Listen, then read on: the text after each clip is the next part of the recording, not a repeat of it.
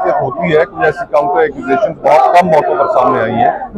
तो 5 साल के लिए इस्लामाबाद बार काउंसिल ने के मेंबरान का चुनाव होना है और 5 लोग जीतने हैं इलेक्शन। अब देखते हैं कौन जीतते हैं। दुरुस्त है। यहाँ पर मेरे कुछ मजहबी नारों की बुनियाद पर भी कंपेन चल रही है, तो ये आम सियासत और यहाँ की सियासत में देखिए, जो कैंडिडेट्स होते हैं वो हर हरबा इस्तेमाल करते हैं। मैं ज़ाती तौर पर तो ये समझता हूँ कि ये पढ़े लिखे और सबसे कहने को बाशऊर कम्युनिटी का पाकिस्तान में इलेक्शन है और उसके अंदर प्रिंसिपल्स और असूल सामने होने चाहिए, ना कि और चीजें इस्तेमाल करके वोट लेने की कोशिश। क्या आप समझते हैं कि यहाँ पर आज के इस इलेक्शन में एंटी स्टैब्लिशमेंट या प्रो स्टैब्लिशमेंट का भी आंसर है, यहाँ पर वोट पे फर्क डालेगा? 26 कॉन्स्टिट्यूशनल अमेंडमेंट एक डेफिनेटली इशू है। 26 कॉन्स्टिट्यूशनल अमेंडमेंट पर हर उम्मीदवार को अपनी पोजीशन क्लियर करनी पड़ी है। वो जब भी वोट मांगने किसी भी वकील के पास गया है तो पहला सवाल उससे ये हुआ है कि 26वीं पर आपकी क्या पोजीशन है। तो उस हवाले से एक बड़ी क्लैरिटी है। जितने कैंडिडेट इलेक्शन लड़ रहे हैं, जो वोटर्स हैं, उनके अंदर बड़ी क्लैरिटी है। तो लेट्स सी कि क्या रिजल्ट आता है। 27वीं तरमीम की भी बात हो रही है। आपको पता है कि गिलानी साहब ने भी इस तरह की बात की थी, तो किस तरह देख रहे हैं उसको? देखिए, 27 कॉन्स्टिट्यूशनल अमेंडमेंट हो या 26 हो, जो बेसिक स्ट्रक्चर अगर कॉन्स्टिट्यूशन का चेंज करेंगे। अब 27 के बारे में तो सारी स्पेकुलेटिव गुफ्तगू है, लेकिन जिन चीजों का हम सुन रहे हैं तो वो तो तबाहकुन होंगी। पहले ही एग्जीक्यूटिव के मातहत जा चुकी है अदलिया। इंसाफ का इस मुल्क में कोई नाम नहीं है और एग्जीक्यूटिव प्रिवेल कर रहा है अदलिया के ऊपर। और 27 लाकर अगर बिल्कुल ही मामले को खत्म करना है तो साहब बिस्मिल्लाह लेकर आए, तो सड़कों के ऊपर बात हो। दुरुस्त है। तहफ़्फ़ुज़ ऐन मूवमेंट भी चल रही है, क्या देख रहे हैं? कोई नवंबर में कोई इंपॉर्टेंस है, कोई तहरीक हुई इतना, कोई ऐसा कोई मोमेंटम कि जिससे पता चले कि? देखिए, मोमेंटम तो अपोजिशन जमातों को बनाना पड़ेगा। पब्लिक बिल्कुल तैयार है। तो मुल्क के दीगर हिस्सों के अंदर आप देखें, आज़ाद कश्मीर के अंदर देखें जो कुछ हुआ, तो पब्लिक तो बिल्कुल तैयार है। मोमेंटम हमें बनाने की जरूरत है। आपस के जो इख्तलाफात हैं वो खत्म करने की जरूरत है और हमने एक पूरा पब्लिक ओपिनियन बनाने के लिए, मोमेंटम बनाने के लिए जलसों का एक शेड्यूल भी जारी किया है और होपफुली इंशाल्लाह मिडल ऑफ नवंबर से वो जलसे शुरू हो जाएंगे। 13 अक्टूबर के बाद से पाकिस्तान कैसे देखा है, मुल्क के वाक़े के बाद से? पाकिस्तान के अंदर डिसेंट, फ्रीडम ऑफ एक्सप्रेशन, ये सारी वो चीज़ें हैं कि जो आज एक आम शहरी को अवेलेबल नहीं है। एहतजाज करने नहीं दिया जाता, अपना प्रोटेस्ट रजिस्टर नहीं करने दिया जाता, लेकिन वायलेंस से दूर रहना चाहिए। ये हम पहले दिन से ये समझते हैं कि जो भी सियासी तहरीक जिसके अंदर वायलेंस का अंसर आ जाए फिर लोग भी उससे दूरी इख्तियार कर लेते हैं। तो हमारी अपनी कोशिश तो यही होगी कि तहरीक तहफ़्फ़ुज़ आइन के प्लेटफॉर्म से जब हमने बाहर निकलना है, जलसे जुलूस शुरू करने हैं, ना हम किसी को पत्थर मारेंगे, ना किसी को हम गाली देंगे और एक पुरअमन तरीके से अपना एहतजाज भी रजिस्टर कराएंगे और फिर इसको आगे भी लेकर बढ़ेंगे। सर, जब ये कहते हैं कि फॉर्म 47 की हुकूमत, भले फॉर्म 47 की हुकूमत ही सही, अभी पता चला कि हम एक इंटरनेशनल फोर्स का हिस्सा भी बन रहे हैं। हमें ये पता चल रहा है कि हमारे मिनरल्स पे मुआहदे भी हो चुके हैं, ना पार्लियामेंट ऑन बोर्ड है, ना वो क़यादत ऑन बोर्ड है, तो फैसले कहाँ हो रहे हैं? देखिए, फैसले तो बंद कमरों में हो रहे हैं। पार्लियामेंट बिल्कुल मीनिंगलेस हो गई है। पार्लियामेंट की कोई हैसियत नहीं है।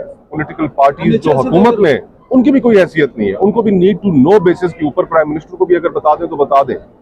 जो जमातें हुकूमत में हैं उनको अब कई दोस्त हैं मेरे, मैं क्या कहूँ, अब चाइना का दौरा हुआ और बहुत से अहम फैसले हुए कि कुछ पार्टी को एतमाद भी नहीं लिया गया। तो यहाँ पर तो किसी को एतमाद में लेना जरूरी नहीं समझा जा रहा और हम ये समझते हैं कि जो कुछ भी पॉलिसी बननी है जिसके मुल्क के ऊपर दूरअस नताइज असरात मुरतब होने, तो लोगों के सामने तो लेकर आए, एक पब्लिक डिबेट हो, हर आदमी उसके अंदर ओपिनियन दे।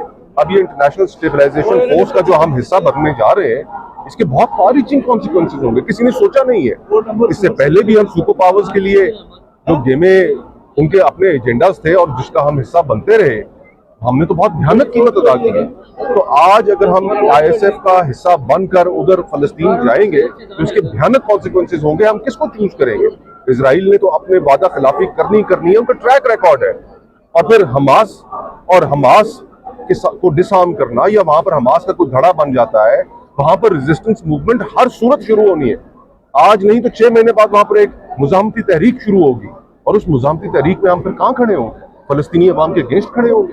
तो ये बहुत अहम चीजें हैं कि जिनके ऊपर डिस्कशन जरूरी है और बगैर डिस्कशन के बंद कमरों में किए गए फैसले ना हमें काबिल कबूल होंगे और ना पाकिस्तान की अवाम को काबिल कबूल। सर, तारीफें हमारे खाते में आई, डिफेंस जो पैक्ट है वो हमारे दुश्मन के साथ तय पाया, तो ये हुआ क्या है हमारे साथ? देखिए, हम ट्रम्प एक बहुत ही मर्क्यूरियल किस्म की पर्सनालिटी है। आप उनके 2018 और 2019 के ट्वीट्स निकाल कर देखें जिनमें वो पाकिस्तान के बारे में क्या कह रहे थे। वो कहावत है ना कि तमाम अंडे एक टोकरी में नहीं डालने चाहिए। ठीक है, भारत और पाकिस्तान के दरमियान जंग को ख़त्म कराने में उनका एक ट्रम्प का किरदार था, लेकिन बियॉन्ड दैट अगर आप समझते हैं कि लॉन्ग टर्म एलाय वो पाकिस्तान के बनेंगे तो लॉन्ग टर्म स्ट्रेटेजिक एलाय उन्होंने हमेशा इंडिया का होना है। पाकिस्तान को अपनी जगह दुनिया में बनानी है, और अगर बनानी है तो एक पीपल्स डेमोक्रेसी के तौर पे बनानी है, ना कि एक इंपीरियल एजेंडाज को पूरा करने वाली कौम की हैसियत। एक और दुश्मन हमने मगरब में बना लिया है, क्या समझते हैं कि हमें अफगानिस्तान के साथ किस तरह की जी सॉरी, मैंने अफगानिस्तान की वजह से बात करूं। हाँ। एक तो हमारा मशरक में दुश्मन था, अब मगरब में भी एक बना लिया हमने, करना क्या तो चाहते हैं? आप हमारी हिकमत को, अक्लमंदी को सलाम पेश करें कि हमने एक ही वक्त में दोनों अपनी सरहदों पर सूरत हाल की कर दी। क्या हाल है? यही छोड़ गए थे सर। कोई बड़ी डेवलपमेंट हो रही है, कोई फॉरवर्ड ग्रुप बन रहा है या क्या होने लगे? आप बड़े जयद सियासत देखिए, पीटीआई के अंदरूनी सियासत का तो मुझे नहीं पता कि क्या हो रहा है, लेकिन शाह महमूद कुरैशी साहब जिस इस्तेहकाम के साथ अपनी जमात के साथ खड़े रहे, 2 साल उन्होंने जो पिछले 2.5 साल में उन्होंने सऊक़तें बर्दाश्त की हैं, उन्होंने यास्मीन राशिद साहिबा ने, चीमा साहब ने, एजाज चौधरी साहब ने, वो काबिल तारीफ हैं।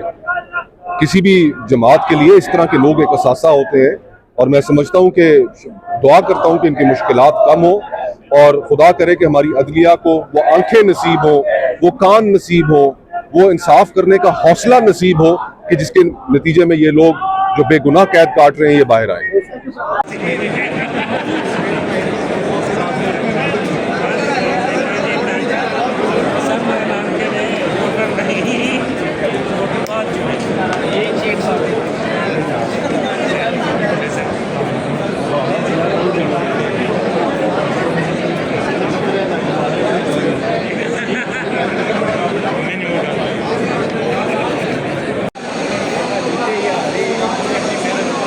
जी नाज़रीन, इस वक्त आप देख सकते हैं इस वक्त इस्लामाबाद डिस्ट्रिक्ट बार के इलेक्शन होने जा रहे हैं, और इसका मुस्तफ़ा नवाज़ खोखर साहब ने जो गुफ्तगू की और नियाज़ुल्लाह नियाज़ी साहब की गुफ्तगू से, और हक़ और सच की वोट किसको पोल हो रही है, और ये रिज़ल्ट आने में चंद ही घंटे बाकी हैं, और जब ये रिज़ल्ट आएगा तो इसका भी पता चल जाएगा कि वोट किसको पड़ती है और कौन कामयाब होता है।